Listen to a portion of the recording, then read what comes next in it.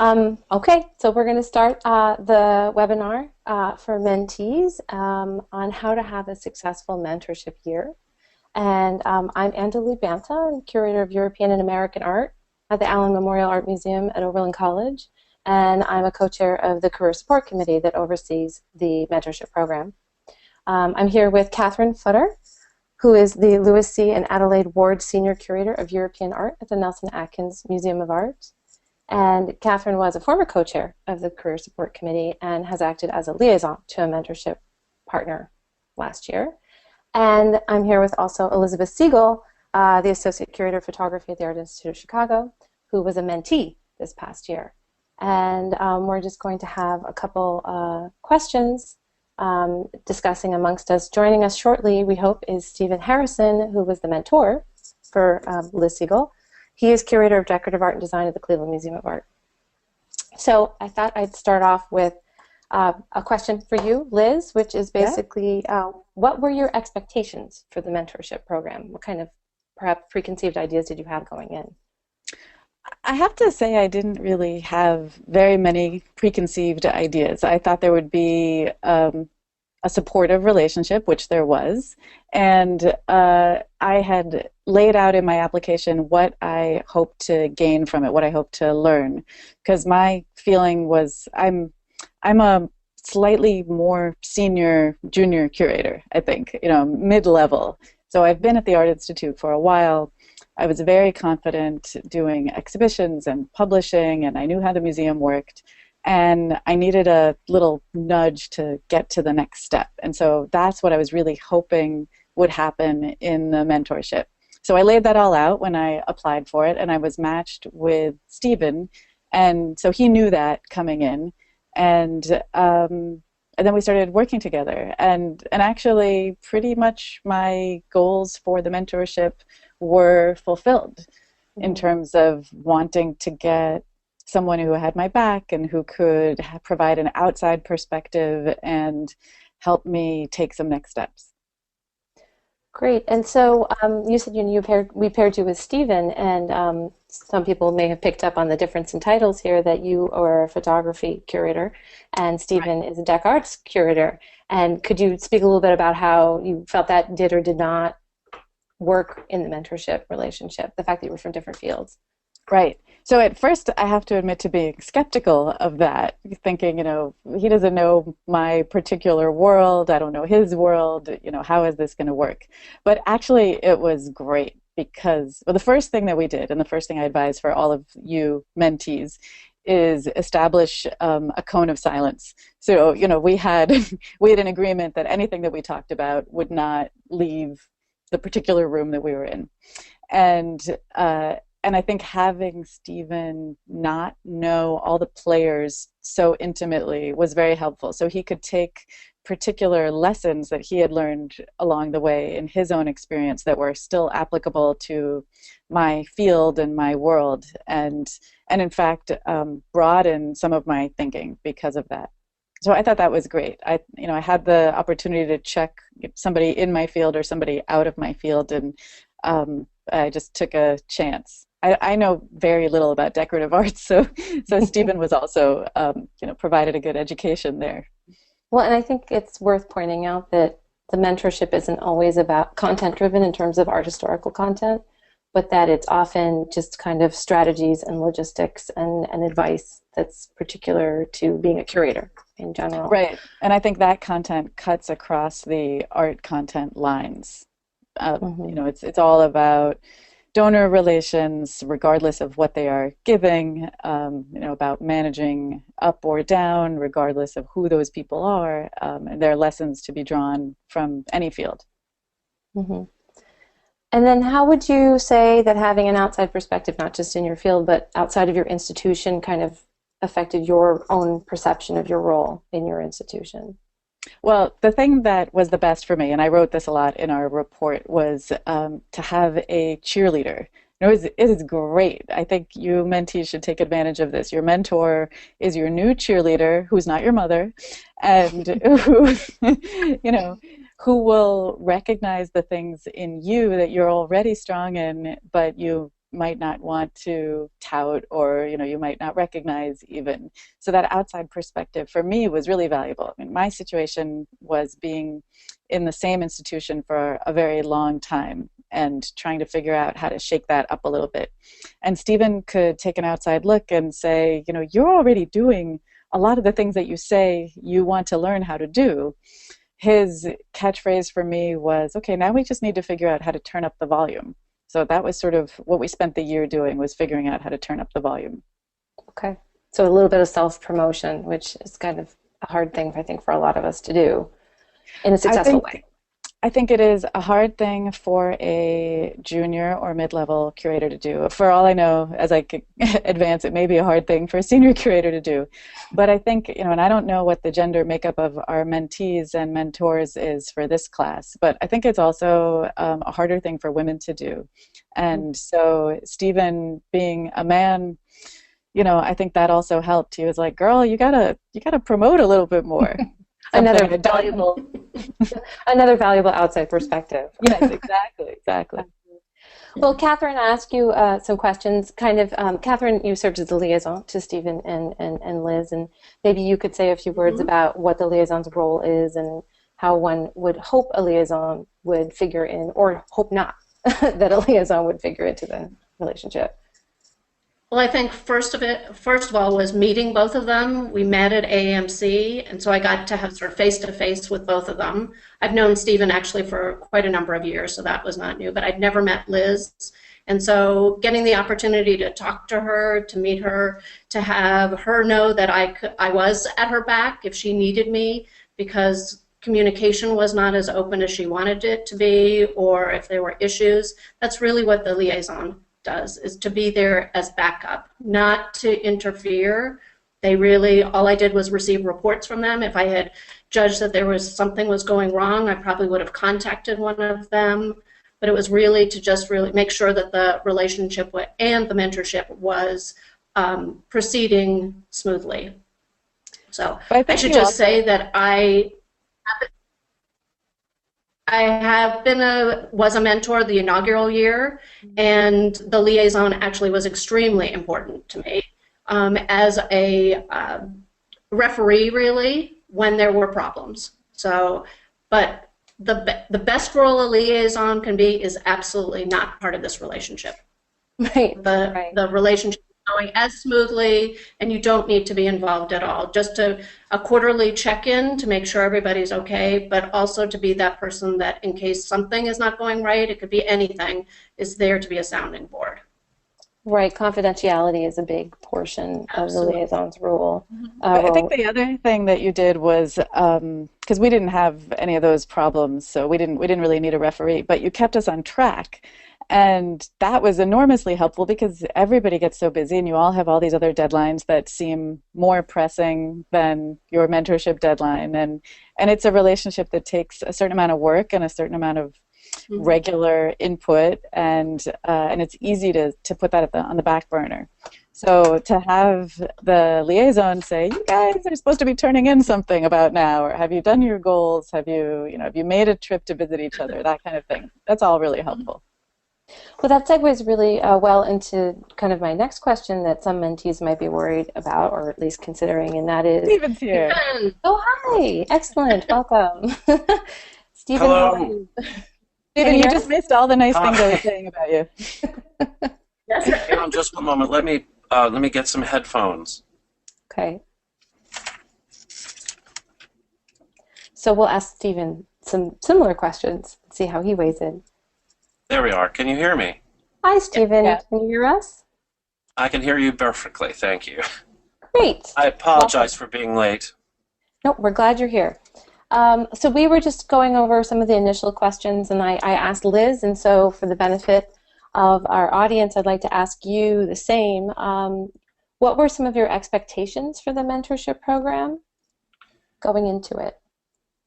Well, for me, really, I wanted to be able to have a free and open, frank exchange of ideas between us.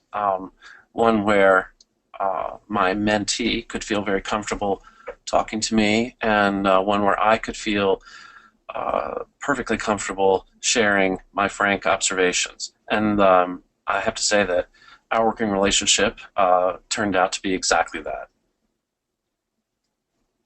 And so would you say that the fact that we talked about the fact that the two of you were from different fields, and would you say that that was something that contributed or was something that you had to address from the get-go? Well, I was a bit worried about it, frankly, because I thought, well, I don't know anything about photography. How would she ever want to hear what I have to say? Saying the exact same thing about decorative. But in actuality, I think that was the ideal situation because, again, it allowed us to get out of the specifics of our own fields and really talk about what it is to be a curator and, the sort of global perspective, if you will. Great. So this is a question for both Stephen and Liz. You can decide who will address it first, and that is, what would you say are the essential components of your mentorship? What was kind of the process you developed? How did you choose to do certain things, when, timing, that sort of thing? Want me to? Sure, why don't you go ahead? All right. We met, first of all. That was really important. And the guidelines that the AAMC supplies, I think, are also really important, with certain benchmarks to hit at certain times and really good advice. So all you mentees out there, I say, actually take the advice in there. We met, we had lunch, we kind of felt a little bit of a personality mesh. We established our cone of silence. Steve and I talked about that. Our, absolute confidentiality. And then what I did was I sort of wrote a personal narrative of all the places in my job or career where I felt like I was struggling and wanted his advice and his thoughts. And actually, Stephen, why don't I then pass it over to you? What did you do when you got that personal narrative?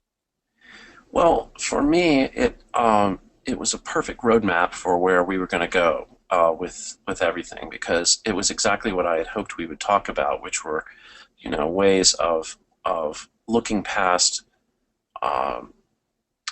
current situations to focus on potentials and change and areas where perhaps I might be helpful because I'd gone through similar situations. So being able to follow that roadmap was essential, I think, to the organization and the efficient handling of all of those things. Because situations like this can get sort of go all over the map if you're not sort of focused. So I found that perfect. Yeah, I mean, from my perspective, Stephen wrote an incredibly thoughtful response back to me, addressing each of those points, which I had tried to give some shape and organization to, addressing each of those in order. And then what was really hard and really important was turning those, I guess, problems or issues into goals. And that's when Stephen's broader view, I think, really helped out a lot.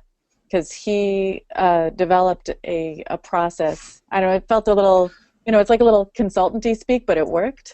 Well, to be fair, I had just come out of a long strategic planning session with our own museum, and so the sort of the idea of setting goals and strategies to get to your goals and next steps and action steps. I mean, all these are sort of Dale Carnegie words, but in a matter of speaking, I think they were kind of helpful, and that's why I suggested it for us, because I thought that it would be a great way of separating out what could be like the lofty goal into actual step-by-step ways of getting to it. And I think in several of those instances it worked pretty well.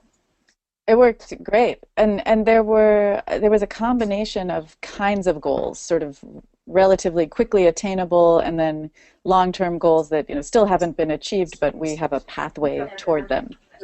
That was helpful too, I think. Yes. Well, this kind of follows into the next question I had, which is, did you feel that there were specific techniques that you learned from each other that helped achieve the goals? Liz, you had mentioned something about what was it, broadcasting or being more Turning up the volume? Turning up the volume, exactly, right. Were there any particular kinds of techniques that you felt that I got that from Ida Garden on the Barefoot Contessa, turning up the volume. Give her total props for that. I don't know if there were so much techniques as there were Stephen encouraging me to recognize the opportunities to turn up the volume. So something that I thought was just kind of what I normally do, he would kind of virtually poke me in the ribs and be like, you know, you can actually use that to let everybody know what you're doing. Yeah. And Stephen, do you feel like there were elements that Liz contributed that kind of gave you a new perspective on being a senior curator? Oh, absolutely. I particularly learned from your, Liz, if I may speak to you directly, I really learned from your exhibition that you did across the museum with your colleagues here. And it's something that I would love to do in my own institution, and I think you really realized, and I think that was really terrific. And of course, your institution gave you the opportunity, and that's essential. But you really, really took it and ran with it. And also, I would also point out just your the way you really grabbed your position with respect to the curator group that you led. You really, really it turned that into something very important and meaningful for your colleagues, and it's something I hope to achieve myself at some point. So at this point, I just want to encourage the mentees listening to the webinar to type in with questions so that we can share them with our speakers. And while I wait for those questions to come in, I ask if there was, and Catherine, I include you in this question since you have been part of a mentee-mentor pairing in the past. Was there a defining moment that you felt really kind of solidified the mentorship relationship or really made you feel, okay, this is an incredibly valuable thing that I'm doing? Or was there a moment where you thought, oh, this could be improved in some way? Big question. Anyone? Well, I mean, I think it's really important to get out to the person's institution quickly. To start that relationship in person early on, so that you can build on that. Because you can talk on the phone and you can Skype and text and whatever, but sharing a glass of wine and talking about what's really going on in your life is a different kind of thing. I would completely second that, because for me I was able to put names with faces confidentially, but also see the situation and see the sort of landscape of galleries, and I think that is absolutely essential. So the fact that AAMC provides funds for that to happen is really crucial, I think, for the success of a program like this. It's just not the same. I mean, it's not to say that it couldn't work at some level, but I think that this really gave us, it also helped us have a sort of build a trust and a one-to-one trust. I mean, the two people who didn't know each other prior to this, so it was a great way of understanding each other and getting to know each other in that way. And I think we also found a rhythm that made sense with both of our schedules. We weren't very rigid about it. We didn't have a standing Friday afternoon call or something. I think that could work for another pairing, but I think it's a matter of finding the way of communicating that makes sense to both of you. Did you always do it by email or phone or Skype? What was your all of the above. Mm-hmm. We didn't Skype. No, we didn't Skype, no. Yes, no one wants to be on a video cam. I think we are right now. Email and phone. For me, if you were talking about a turning point, so we met in person before I kind of wrote my whole personal narrative, but for me, the process of writing that down, putting into words the generalized kind of anxieties or questions I had, and then getting Stephen's really considerate response. That was, to me, the really important part, I think, of the mentorship. And then after that, it was really figuring out how do we address all these things and create the roadmap. And then once you create the roadmap, I mean, it's still work to follow it, but it seems less work. Creating the roadmap seems like the really hard part to me. Mm-hmm. I would agree with that. And also, I think, coming back to it and sticking with it. I mean, it's one thing to do something like that and talk about it, but you know, we tried to follow it and continually follow it throughout, and at the very end, see how well we did. You know, in terms of did we how many of these goals did we work on? So. And do you think Catherine was great in that respect too? Oh yeah. The reminder. Absolutely. Prompting, yeah. Yep, definitely. Did you find yourself going back to your goals repeatedly, or did they sort of just move? You did. Oh, yes, yeah. we did. So they, Yeah. Mm-hmm. We did. In fact, I gotta look at them again, see how I'm doing now that I'm not officially in the mentorship. I think you accomplished most all of them. So. I was going to ask, do you feel that you were able to accomplish the goals you set up, or were there some that just seemed too broad to address within a year or take steps There are toward? definitely a few that were bigger, and we knew that they were longer-ranging goals. But I'm on a path. Like I know a way forward with those goals. Well, There were some that I knew would be easy to check off, and there's something satisfying, I have to say, about attaining, setting a goal that you know you can attain and then attaining it. You know, I don't think all of your goals should be really abstract and drawn out. well, without being too personal and revealing anything personal, I will say that one of your goals, and you can stop me if you want me to, but one of your goals was to increase your visibility within the hierarchy of your institution. And after you created that exhibition, you actually got a letter from the director of your institution with a raise. So if there was ever... I sent it to Stephen with the raise, you know, redacted, the amount redacted, so he wouldn't know how little I make. But I sent it off to my CIA. I was very proud, yeah. I couldn't reveal it. So, but if there was ever an example of, you know, really working hard to achieve a goal and then getting it, that is it right there. So. Nice. Very good. So you too, mentees, will. I take a little credit. In fact, I should get a little of that raise, I think. Well, it was a little raise, so. It's a museum raise. We know it was little. Yeah, exactly. All right, so yes, mentees, if you have questions for our pair or questions that pertain to your situation, of course, without getting too specific and personal, please do share them with us so we can make use of this this group we have here with us. I'm going to add something that wasn't on your list of questions, but I was friends independently with another one of the mentees.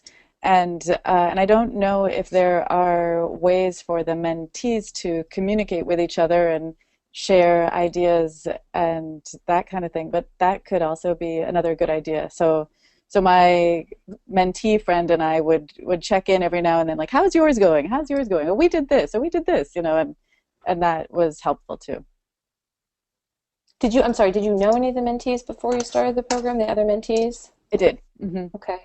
So that was just informally, but you all mentees who are listening, you could consider trying to reach out to each other and share your experiences and what's working and what's not working. Yeah, in the first year of the program, I was a mentee, and there was actually a blog that people were to contribute to. It didn't actually work out very well, but just because I think people didn't feel necessarily comfortable writing down the details of their situation. But I did like the idea that there was this community. So I think that's something that these webinars can kind of be a community for the various mentee-mentor groups. And then also reaching out to each other. All your contact information, each other's contact information is in the handbook as well. So that is something that we try to encourage by having people come to the mentorship brunch as well at the AAMC conference in May. So do you feel like now that you've been through this mentorship that it developed in directions that you did not expect at the outset? Some surprises? Well, I mean, I guess it did because I just didn't really know what to expect. But I don't think there were any major surprises because we worked together to figure out what the goals would be and what the relationship would be. But I think, anytime you enter into a relationship with somebody new and you are open in a new way, I mean, I think the mentorship forces you to be open, and the guidelines actually specifically tell you, listen to what your mentor has to say. You might not take all the advice, but they know a lot more than you do, and you should pay attention. I wouldn't say that, but well, but it forces you to be open in a particular kind of relationship, and I think that is always good and always leads you to someplace unexpected.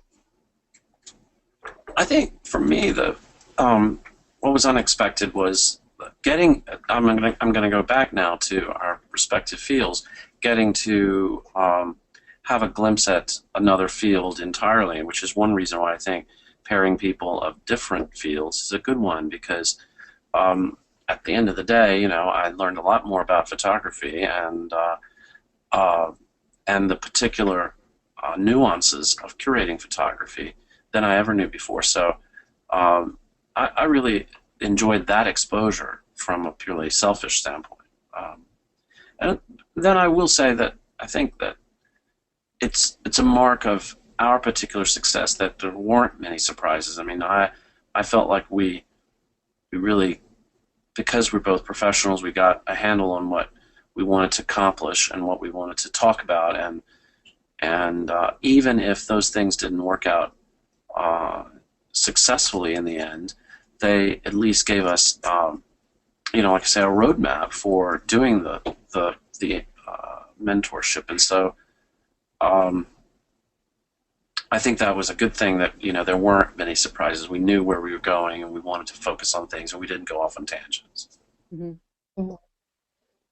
And do you, just for very practical reasons, one might wonder, how much time do you feel that you spent on the mentorship program, roughly speaking? Some people might have spent more than others. I don't know. I'm going to imagine less than others. Right. But to me, it was not a quantity of time issue or frequency of contact. I thought what we did together was really useful. Right. I would agree with that. And how would you say, for those that maybe have not visited their partner in this mentorship, if they haven't visited their institution, what might you suggest is a way to make the visit successful, productive, worth the effort of traveling to see each other? Can I start with that? I think because I think, was I the first visit, perhaps? Yeah. Yeah, I think so. I think that what's crucial is to be able to plan activities that surround the issues that you're working with or that you've identified you want to work with. The galleries where an exhibition might be, the galleries where you have permanent collection spaces, so that when you're talking about projects that you're doing in those galleries, then the other person knows what that looks like, and also to meet some of the people that will be discussed confidentially, i.e. bosses and colleagues and others, and so on the flip side, when Liz came to visit me, I tried to do the same thing, and I know we talked a lot about in our conversations about collector relations and also donor relations and higher up administration. So you had introduced me to your colleagues, so I tried to introduce you to colleagues so that there's a parity in experiences and in names and faces and types of situations. I think that's crucial. But not only that, you set up a really amazing visit for me so that I could reach out to people in my field who I might not know that well, whether it's curatorial colleagues or donors in the Cleveland area. And in fact, one of the goals in our mentorship was for me to develop more of a network of collectors nationally. And so, in fact, he was helping fulfill that goal by introducing me to some people in Cleveland that I wouldn't have otherwise met. And That's right. That helps make a visit anywhere worth its while. Great. Again, I asked the mentees to weigh in with questions, should you have any, about your situation or Liz and Stephen's experience, the role of the liaison, and Catherine's here as a representative for the liaison, or how one should relate back to the AAMC, the experience. Liz and Stephen, you both said you had a very positive experience. Do you feel that there are certain things you might recommend to people potentially interested in being a mentee or a mentor in the future?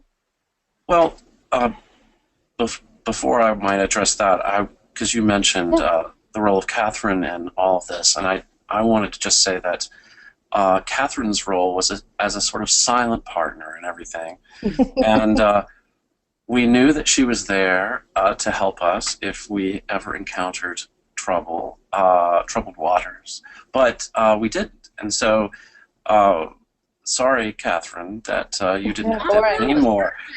But we knew you were there, and we always felt that if there was ever a time when we needed to have a liaison, you would have been the best person for that. So thank you for that. And I do think that position is crucial in these situations, because there could have been a sort of roadblock, or there could have been things that we might have encountered that we needed to have someone else join in with us on.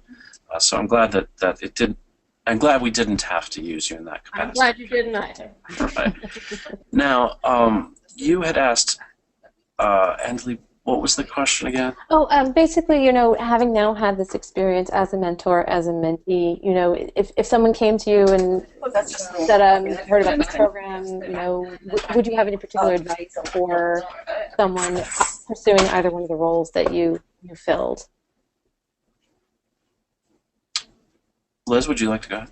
Yeah, I would say go in with an open mind, and I think actually the suggestions in the mentorship packet are really, really good ones. And so there's a certain amount of self-knowledge that you have to have, and then a certain amount of openness to someone's advice that maybe at first blush doesn't sound like it would be helpful. Which actually, Stephen, I can't think of any that you told me that wasn't helpful. But that there's a nugget in there that's going to be worth it. You signed up to do this, so do it, basically. Mm-hmm. Right. I have a friend who told me recently that they gave up going to their analyst because they weren't being honest with them, and therefore, shouldn't the analyst know without me having to say what the problems are? And I was thinking, in a situation like this, when two people are discussing private, confidential things with the goal to, develop and grow, you have to be honest. So if you're not willing to talk about those things that are bothering you about your career, and I would say that from a mentor standpoint, what was bothering me about mine was not being able to have, my institution doesn't have assistant curators or associate curators, so I don't have that opportunity, and I felt for a long time that there were lessons I've learned that it would be great to impart, because I learned greatly from having a mentor in the field when I was coming up. And so therefore, if you're not willing to be honest about your needs and your expectations, then it's not going to work. But thankfully, both of us like to talk about things like that, so it worked out perfectly well on our side. Do you think in hindsight there's something you would have done differently this past year, or would have liked to try to cultivate it more? Well, I would have I really, and this is again purely selfish from my part, I really would have loved to have seen Liz in action in New York City, Oh yeah, going you around did. to, We to did whenever we're photograph able to do that. photo dealers and others, because obviously I'm no threat, because I wouldn't be, I'm not in the same field. There's another vote for not having mentors and mentees in the same field. And that's just because acquisitions are so much part of what we both do. It would have been good fun, I think, to do that. As well as, if we'd been in New York, I'd have shown her some of my dealers as well. So that was one thing we didn't get to do. Catherine, you know how much fun that is. So, but you can't do everything. So, Liz, would you have done anything differently? Well, the only thing I can think of would be something that I think would feel a little forced. So I don't necessarily recommend it, but if, what would it have been like if we had a standing weekly thing where we each had to deliver something? Would we have done more, done something differently? It just didn't feel like us. I would have missed it a lot. Probably. Probably. That was honestly, Stephen. We wouldn't have been talking about how nice it was and what a great Exactly. experience it was. So. Well, I do have a question. Someone actually has asked that I share a little bit about my experience as a participant in the program, because I was a mentee in the first year. And one thing that stands out from my mentorship is that, the result was that I got a different job. Not because of the mentorship program, but the mentorship program allowed me to recognize what needed to be done going forward. And for me, I needed to be in a different position, and that's how it worked out, and I think I'm the better for it. So I'm really grateful for my mentor, who was very honest with me, very confidential. We had a very confidential conversation about work-life balance. I don't know if the two of you discussed that very much. One's personal life is, of course, always there. We try to separate professional and personal, but that doesn't always work. And so I was lucky because my mentor and I had a lot of similarities in our personal life as well as our professional lives, and so I was able to get very useful insight in the ways that those two things can overlap and potentially hinder each other or enrich each other. So in my situation, work-life balance was a big issue, and that may be the case for some of the current partners now and also the partners from last year. Do you feel that all factored into your conversations, Steve and Liz? No, I mean, I think about it all the time, but we didn't talk about it really. No, I mean, she would have been my mentor if that had been the case, because she has children. I have a terrier, so it's not that that parallel for us. All right, we have another question for Liz. One of the mentees is curious about what percentage of your goals had to do with your specific role at the Art Institute of Chicago, and what percentage of your goals had to do with your personal life or career. And we discussed a little bit about that. I guess in a way they're intertwined, because my career is, or at least has been, here at the Art Institute of Chicago. And Stephen mentioned I have kids. I have two daughters who are in school, and it's just the reality of my situation was one of not going anywhere soon. So that was also, something that Stephen and I talked about, that I want to stay here. I love the Art Institute. I have these other reasons why I'm staying here. How can I move up, not stagnate, continue to grow, that kind of thing. So for me, it was hard to separate those. But I guess then in that case, the answer is that they were mostly related to what I was doing here as a curator. As dictated by your personal circumstances. Yeah, and other decisions, because I like working in a big institution. I like the specialization that we can have here. There's 3 photography curators here, so we can really work on our own projects. And, there's a lot of other things that don't pertain to where my kids go to school, that were keeping me here. Mm-hmm. And actually, I mean, that was a bit of a challenge for me initially. I mean, in the first 5 minutes, because it's a whole lot easier to say, well, all right, let me help you get another job. I'll figure out, all the paths to getting a new job. doing the things that can help your resume, or you don't want to do this, you do want to do that, that kind of thing. Well, all that was off the table, you know, and so then it became much more interesting because it was really about developing, ways to enrich your current situation. And I think that's something we often forget.